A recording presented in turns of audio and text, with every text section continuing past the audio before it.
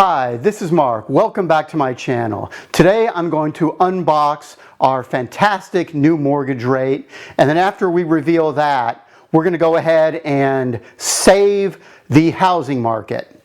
If you don't want to miss any of these videos, please hit the subscribe button, and as always, if you could help me out with that YouTube algorithm and smash the like button. Okay, here is our new mortgage. The papers just came today.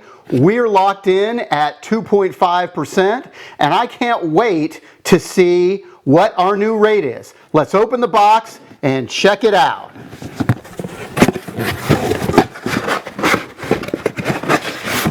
Here we go, mortgage papers here, and the new rate is 5.886. Are you kidding me? We don't need that anymore. We don't need this stupid box either. Home prices are crashing, right? While they did rise 15.8% year over year in June, they actually fell 0.2% from June to July. What we're seeing is the increase in interest rates, in mortgage rates, is putting downward pressure on home prices. When mortgage rates go up, home prices become effectively more expensive at all levels. And when this happens, home sellers have no choice but to lower their prices in order to make a sale. For example, if a home buyer can afford a payment of, let's say, $924 for a $250,000 mortgage at 2%, rates are now 6%, and that mortgage payment is $1,499.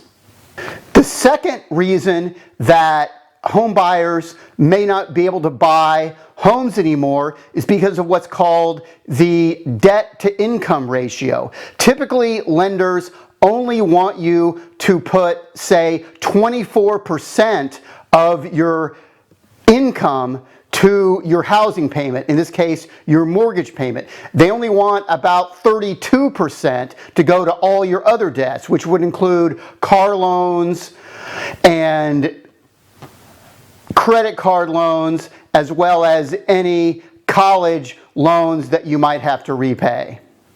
What this means is that the income level fixes the amount of mortgage that you can afford. And as interest rates go up, the amount of the mortgage payment that will go to a certain purchase price becomes less. That means that every single person can afford a smaller mortgage. As fewer and fewer people can afford a certain level of home price, that forces the sellers to reduce the price of that home in order to sell it. It's simple supply and demand. As the demand for a certain price level of home falls, the price for that must also fall. So the real estate market is completely doomed, right?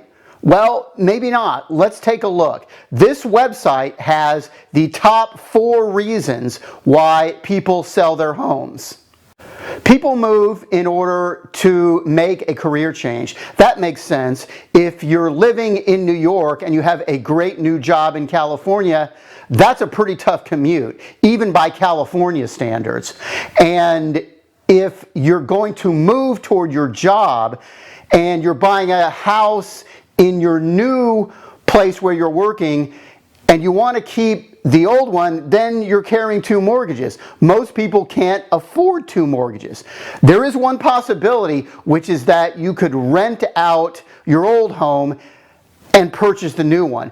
But for a lot of people, they don't have the down payment to purchase the new home. They would need to sell the old home, get the equity out of it, and use that as a down payment on the new home. Second, even if they're renting out the old home, most lenders will not give you credit for 100% of the rent as income. Typically only about 75% of the rent income will count as income for your lender. So you're running into the same problem that I mentioned before in terms of your debt to income ratios.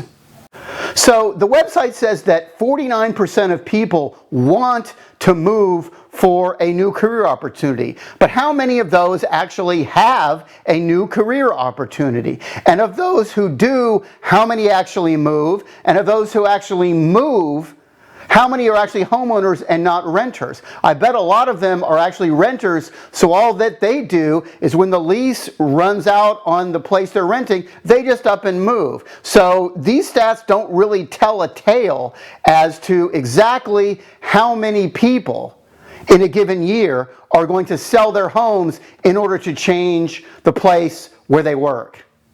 It also says that 37% of the people between the ages of 35 and 54 will move for career changes. I assume that's over the whole 19-year period between those ages.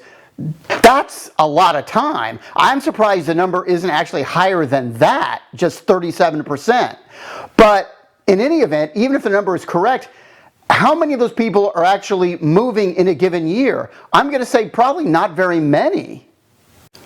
Okay, they need smaller or larger homes. I get this. You're an empty nester. Your kids have all moved out. You're elderly and retired, and you're bumping around a huge 5-bedroom house that has nobody else in it. So you'd like to move to a 2-bedroom condo where there's no yard to mow, there's no trees to trim. Okay, fine. Or the alternative, you're a young couple living in a 2-bedroom, 1-bath home, and you've just delivered twins, and it's a boy and a girl, so your family just doubled in size. Again, you're going to want to move to at least a 3-bedroom, 2-bath, because otherwise the bath is going to be full all the time. There are people who are going to be fighting for it, and the boy and the girl are going to have to share a bedroom, I guess, or double up somehow. But these are all wants, not needs. It's not like they're in foreclosure or something like that.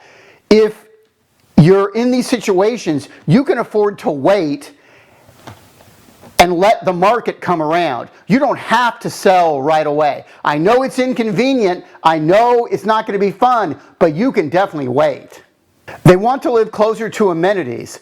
This is an even bigger want than the one about upsizing or downsizing the house. This just sounds like something you'd like to do. You might not even ever do this, let alone have to do it right now. What kind of amenities are we talking about? Every locale has different types of amenities. And I understand people might prefer the beach or they might prefer skiing. There might be different activities they like in terms of nightlife, that kind of thing. But again, these are all things that can wait until the market turns around. Furthermore, this seems like it might be something that's more like a retirement issue, that you want to retire to someplace where there's a good community, where healthcare is better, where they have nice retirement activities. Again, something that's much more long-term than I've got to sell right now.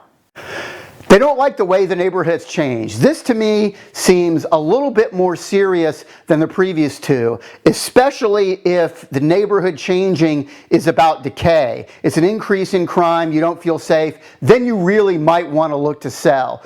If it's something as minor as urban versus rural that you originally bought in the country and now the developers have built up and you're sort of living in the city, haven't you seen that coming for a long time? That doesn't happen overnight, and you didn't move, but now you're going to? I guess it's possible there's a breaking point, but again, this doesn't seem, for the most part, to be something that would drive a lot of people to sales. So, given that interest rates have gone from 2% to 6%, they've tripled, I don't see any of these reasons being really strong in terms of saving the rental market. Okay, never mind. The rental market is doomed.